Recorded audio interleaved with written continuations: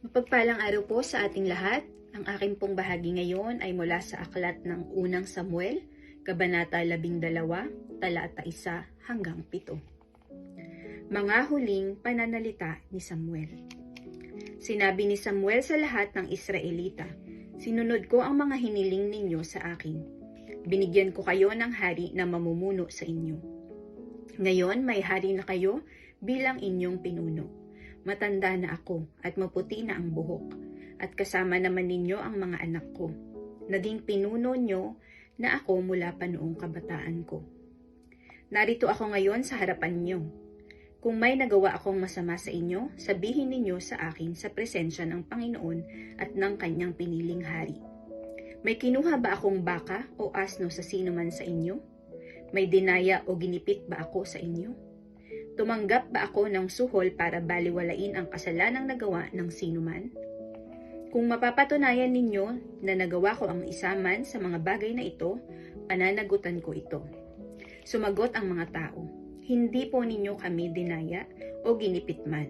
Wala rin po kayong kinuhang anuman sa kahit kanino sa amin." Sinabi ni Samuel sa kanila, "Sa araw na ito, saksi ang Panginoon at ang kanyang piniling hari na wala kayong maisusumbat sa akin." Sumagot ang mga tao, "Opo, saksi ang Panginoon." Sinabi ni Samuel, "Ang Panginoon ang pumili kina Moises at Aaron na maging pinuno ng inyong mga ninuno, at siya rin ang naglabas sa kanila sa Ehipto. Ngayon, tumayo kayo sa presensya ng Panginoon dahil ipapaalala ko sa inyo ang mga kabutihang ginawa ng Panginoon sa inyo at sa inyong mga ninuno." Ito ang salita ng Diyos. Amen. Isang mapagpalang araw pong muli sa ating lahat. Muli niyo po akong samahan sa pagbabahagi ko ng salita ng Diyos. Sinasabi po dito sa aklat ng Samuel, Kabanata 12, versikulo 8 hanggang 13. Noong nasa Ehipto pa, ang lahi ni Jacob, humingi sila ng tulong sa Panginoon. Ipinadala ng Panginoon sina Moises at Aaron na naglabas sa kanila sa Ehipto at nagdala sa kanila sa lupaing ito. Pero kinalimutan nila ang Panginoon na kanilang Diyos, kaya hinayaan ng Panginoon na matalo sila ni Sisera, na commander ng mga sundalo ng Hazor, ng mga Filisteo at ng hari ng Moab. Humingi na naman sila ng tulong sa Panginoon at sinabi, "Nagkasala kami, Panginoon. Tinalikuran namin kayo at sumamba sa imahe ni Baal at Ashtoreth. Pero ngayon, iligtas niyo po kami sa kamay ng mga kalaban namin at sasambahin namin kayo."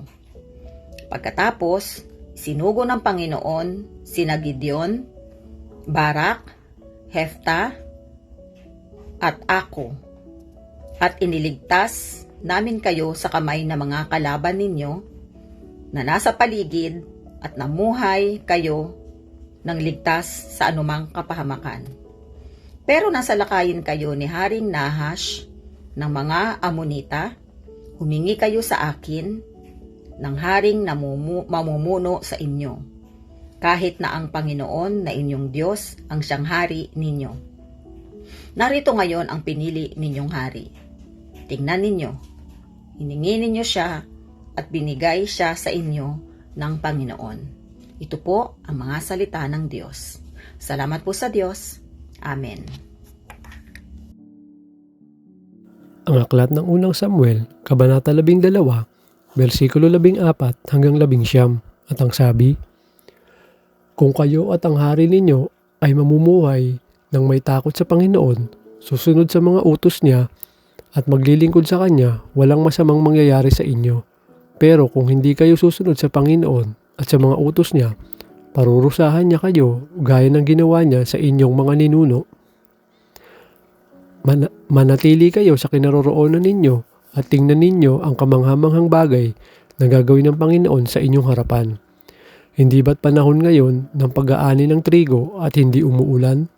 Pero mananalangin ako sa Panginoon at magpakulog at magpaulan. At nang magpag-isip-isip ninyo kung gaano kasama ang ginawa ninyo sa paningin ng Panginoon nang humingi kayo ng hari, nananalangin nga si Samuel At ng araw na iyon, nagpakulong at nagpaulan ng Panginoon. Pinagharian ng lahat ng tao ng matinding takot sa Panginoon at kay Samuel. Sinabi nila kay Samuel, "Ipanalangin niyo po kami sa Panginoon na inyong Diyos upang hindi kami mamatay. Dahil dinagdagan namin ang aming mga kasalanan nang humingi kami ng hari." Ito ang salita ng Diyos. Amen. Our devotion for today is from the book of 1 Samuel chapter 12 verse 20 to 25. At sinabi ni Samuel sa bayan, "Huwag kayong matakot, tunay na inyong ginawa ang buong kasamaang ito. Gayon may huwag kayong lumihis ng pagsunod sa Panginoon, kundi kayo maglilingkod ng buong puso sa Panginoon. At huwag kayong lumiko sapagkat kayong gayo'y susunod kayo sa mga walang kabuluhang bagay na hindi ninyo mapapakinabangan o makapagpalaya man sapagkat mga walang kabuluhan. Sapagkat hindi pababayaan ng Panginoon ang kanyang bayan dahil sa kanyang dakilang pangalan, sapagkat kinalulugdan ng Panginoon na gawin kayong bayan niya. Sa kasaganang akin, malayo nawa sa akin na ako'y magkasala laban sa Panginoon. Sa paglilikat ng panalangin dahil sa inyo, kundi ituturo ko sa inyo ang mabuting at matuwid na daan. Matapkot lamang kayo sa Panginoon at maglingkod kayo sa Kanya sa katotohanan ng inyong buong puso. Dinidilihin nga ninyo kung gaanong dakilang mga bagay ang Kanyang ginawa sa inyo. Ngunit kung kayo'y mamalaging gagawa ng kasamaan, kayo'y malilipol, kayo at gayon din ang inyong hari." This is the word of God. Amen.